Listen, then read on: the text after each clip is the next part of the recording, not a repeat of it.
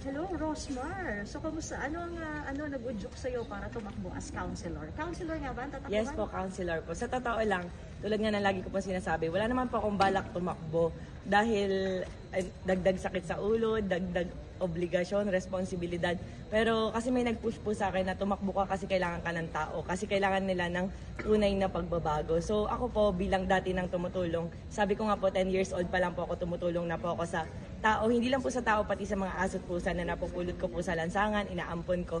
So hindi lang po ngayon ako tumutulong na kagaya po ng iba na dahil may kailangan, dahil eleksyon, tumutulong sa mga tao. Tapos pagkatapos, wala na, hindi na ulit magpaparamdam. So hindi po ako ganun, matagal na po. So ngayon po, dahil pinupush po nila ako na tumakbo ka kasi kailangan ka ng tao. Kaya sabi ko, siguro nga mas marami akong matutulungan kapag nakaposisyon na po ako. Pwede ba namin malaman kung sino itong nag-push o nag-udyok sa'yo? Sa totoo lang po, hindi po sila politiko or normal na tao lang po, kaibigan ko lang po. Anong district ang tatakbuhan mo? District 1 po. Under what party po?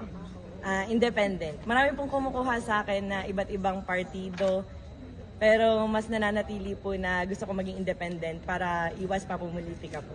Pang ilang beses mo na itong tatakbo, Rosmar?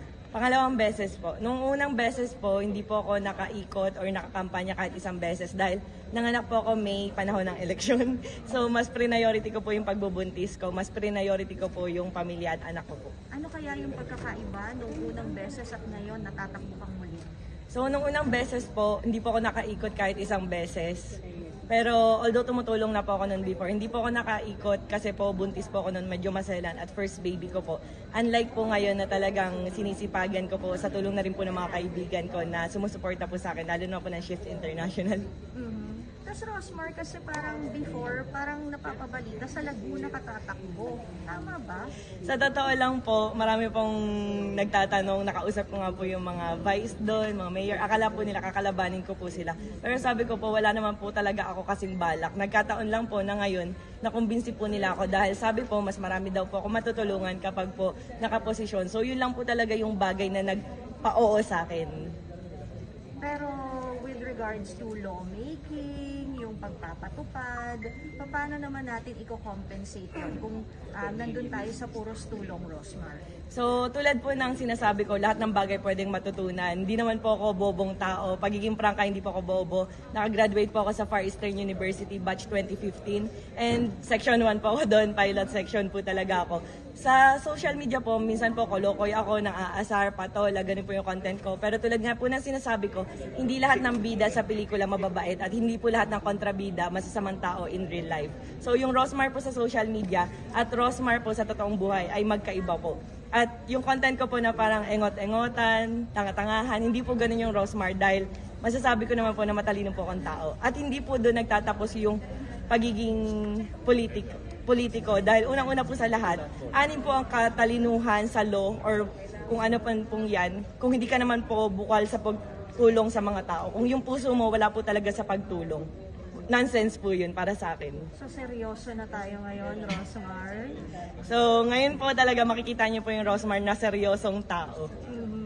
So, ang sabi nila kapag daw ikaw ay nanalo bilang konsehal sa District 1, puputi daw lahat ng tao sa District 1. Hindi lang po puputi, lahat magiging glass skin, char. Hindi lang po yan, sa totoo lang po, napakarami ko pong plano. Kasi ang gusto ko lang naman po ay yung tunay po na pagbabago. Kasi parang nauumay na po kasi ako sa puro pangako lang. Pagiging prangka lang po, ayoko po maging plastic na tao. Ako po bilang laging tumutulong, bata pa man ako, panahon ng pandemya, nasimot ako, 20,000 na lang po yung natira sa pera ko noon. Dahil kakatulong po sa mga tao, sa mga nanay na nagsisend po ng picture na wala na silang panggatas, kape na ginagatas ng mga anak nila. Mga senior citizen po na walang pang maintenance. Parang ang sakit po kasi sa puso, parang hindi ko na kinakaya yung nangyayari na yung budget po ng gobyerno, paulit-ulit na lang po na hindi napupunta sa mga tao. So tulad nga po ng sabi ko, parang bilang social media influencer, bilang vlogger, unang sahod ko po sa YouTube napunta rin po sa pagtulong sa mga tao. Ano pa po kaya yung sahod sa ngayon na ginagawa ko po? Okay, Rosmar, ako last na on my end ha. Isang change na gusto mong mangyari sa District 1? Isang change po na gusto kong mangyari sa District 1 ay magkaroon po ng pang-maintenance ang mga matatanda. Dahil Siyempre po, mas uunahin nila ang pagkain, yung mga kumakalam na sikmura kaysa sa pang-maintenance na magpapatagal po ng kanilang buhay.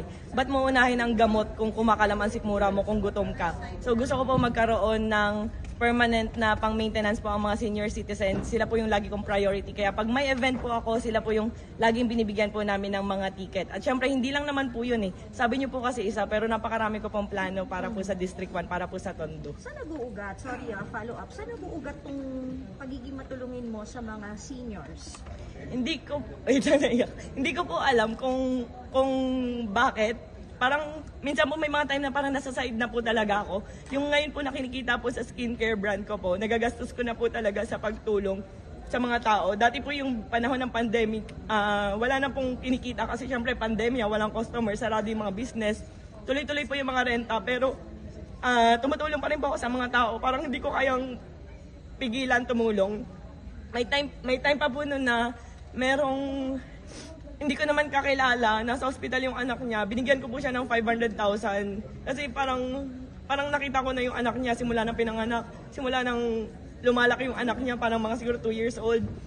Nasa ospital, hanggang sa nabalitaan ko na matay, ako pa rin po yung nagpalibing. Hindi ko siya kilala. Although ang dami nang babati ko sa akin na, bakit ganun ka tumulong, bakit ang laki? Kung tutuusin, marami ka na matutulungan sa 500,000. Pero hindi ko po mapigilan kasi.